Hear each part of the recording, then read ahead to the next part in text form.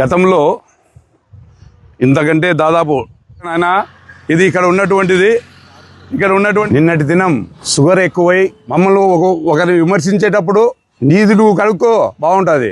బంగారెడ్డి ఏందనుకుంటున్నాను, 2006వ సంవత్సరం నుండి దీన్ని గుత్త కడతాడా. నేను చైర్మన్గా శివాలయం చైర్మన్గా ఉన్నాను.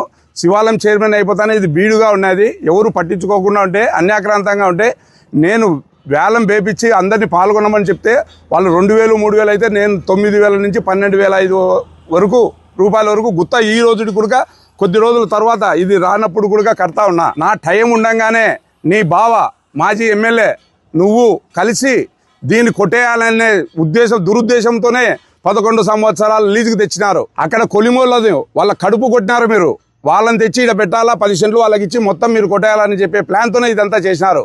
అది నేను గ్రహించి దేవుని మాన్యం వాళ్ళ చేతిలో పడితే అన్యాక్రాంతం అవుతుంది, నాశనం చేస్తారని చెప్పే ఉద్దేశంతోనే ఆ రోజు పోటీలో నేను పాల్గొన్నా. పోటీలో పాల్గొన్నప్పుడు 5 లక్షల రూపాయలు మొత్తం 11,15,900 రూపాయలు నాతో డిపాజిట్ కట్టించుకున్నారు ఆ రోజు. అర్థమైందా నీకు? అన్ని చెప్తాడా ఇది 11,19,000 కట్టినారని నువ్వు కళ్ళు ఏమైనా పొరలుగా మీ నాయనకు కూడా చెప్తే వచ్చి ఇడికొచ్చి పెడతావా? దేవుని మాన్యం శివాలయం అంటే ఏందని నిరూపించినోని నేను నా చిన్నతనంలోనే వచ్చింది నాకు చైర్మన్ పదవి. మీరు నన్ను విమర్శించే వాళ్ళ ఎక్కడ నుంటో ఈ ఊరు కాదు, ఈ పొలిమేరు కాదు, వచ్చినావు పొద్దుటూరికి వచ్చినావు, మాయ మాటలు తాంత్రికవేత్తలు చెప్పి ఎమ్మెల్యేగా అయినావు. నీ ఉనికిడి కోసం ఎన్ని చేస్తాడో ఆరాటపడతాడో. మేము మా కుటుంబం మేము ఎటాడితే కూడా నువ్వు గ్రహించుకో. నీకు తెలియకుండా వేరే వాళ్ళని అడుగు, చెప్తారు. పొద్దుసం పదే కొండారెడ్డి ఎమ్మెల్యే వాళ్ళకి ఎమ్మెల్యే కాలి గోటికి కూడా సరిపోవు. నువ్వు నీ బావ ఏమన్నా అనుకుంటున్నారేమో. నువ్వు చేసినటువంటి అక్రమాలు అవినీతులు చిట్టా పెడతా, రోజు ఒకటి ఇస్తా. నేను సిగ్గు లేకుండా మాట్లాడతారు. మీరు అవినీతి గురించి మాట్లాడతారా? ఏమేం చేసినారు తెలుసా? సుందరయ్య కాలనీలో ఎకరాలు దాదాపు 20 ఎకరాలు ఏం చేసినారు? నువ్వు నీ బావా ఏ రూట్లో వచ్చా? నువ్వు ఏమన్నా ఈ ఏరియాలో ఏమన్నా వారసునివే? వారసుని అని చెప్పి 20 ఎకరాల దాకా దాదాపు కొట్టేసినావు. అలాగే చౌటపల్లె నిఖిల్సన్ అనే ఆయన చౌటపల్లె అక్కడ ఉన్నటువంటి రైతులు కానీ క్రిస్టియన్స్ కానీ ఏదో నేను ఇస్తానా చెందుతానా అని వాళ్ళకి ఏదో అంతో ఇంతో ఇచ్చావు. అక్కడ కొన్ని కోట్లు కొట్టేసినావు. అది తెలియదా? ప్రజలు ఎవరు ఊరికే మర్చిపోరు. జగనన్న కాలనీలో 100 ఎకరాలు ఎంత చేసినావు నువ్వు? ఎంతో గొప్పగా కట్టాల్సింది పోనిచ్చి ప్రతి ఒక్కరితో ఒకరు కాదు, ఇద్దరు కాదు, 1000 మందితో డబ్బులు తీసుకున్నావు. ఆ డబ్బులు ఏమైనా నువ్వు చెప్పు. ఇది శివాలయం భూమి. ఫస్ట్ గత 30-40 సంవత్సరాల క్రితం ఆసం రాజగోపాల్ రెడ్డి అనే ఆయన 1100-1200 గుత్త కడతాడు 3 ఎకరాల చిల్లరకు. ఈ భూములు కన్నిటకు 1100 కడతాడు ఆయన. నేను ఆయన కడతా నాకు వద్దులే అని చెప్పి ఇడిచిపెట్టినాడు.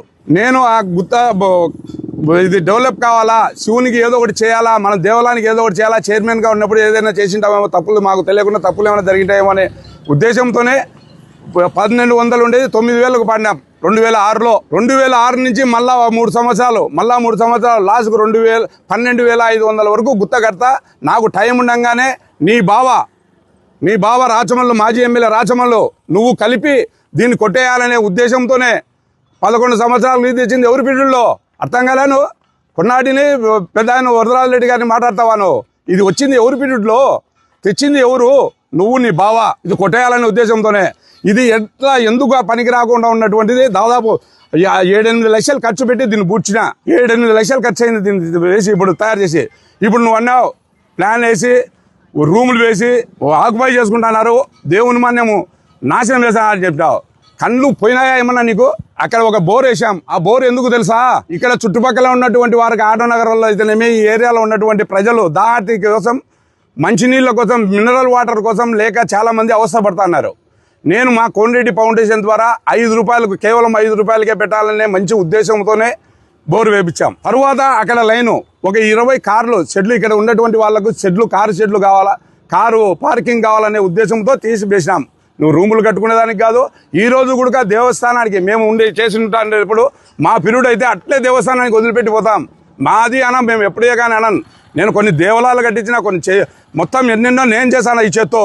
నీ ఎటాలా, నీ బావటాలా, స్వార్థపరులం కాదు మేము. నిస్వార్థంగా సేవ చేసేవాళ్ళం మేము.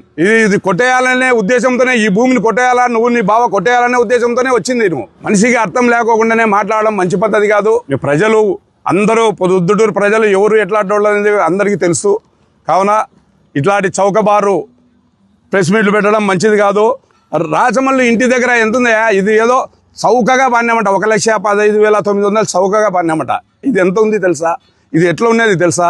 అసలు ఎందుకు తరుము కాకోకుండా ఉన్నది. ఎకరా 30 సెంట్లు అని అంటున్నాడు, ఎకరా గుడుక లేదు, కొత్తగా ఉంది. లాస్ట్ ఇక్కడ మెయిన్ రోడ్లో కొద్దిగా ఉంది, పోను 10 అడుగులు ఉంది ఎడల్పు.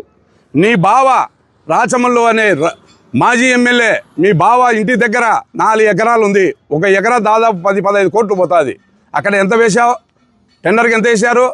1 సంవత్సరానికి వేలం వేసినారు, 2,14,000 వేసినారు. మరి అది ఏమనాలా? అది చెప్పు. నువ్వు పెద్ద నీతివంతుని అంటానవే, అంత ఎందుకు నాయనా నువ్వు? నీ ఉద్దేశము నీ ఏంది తెలుసా? ఈ పంచాయతీలో పాగా వేయాలని చూసినావు, నీకు చెంపదెబ్బ చేసినాము మత్స్యకాలనీలో. రా నువ్వు అక్కడ, నువ్వు 4,000, 3,500, 4,000 ఓట్లు ఉండేదానికి కాదు. నువ్వు రా, కొత్తపల్లె పంచాయతీలోకి రా, నువ్వే రా, మేము స్వాగతిస్తాం. నువ్వు నేను పెడదాం, ఎవరు గెలుస్తామో మిస్తం కొరికించుంటా, చూస్తాం.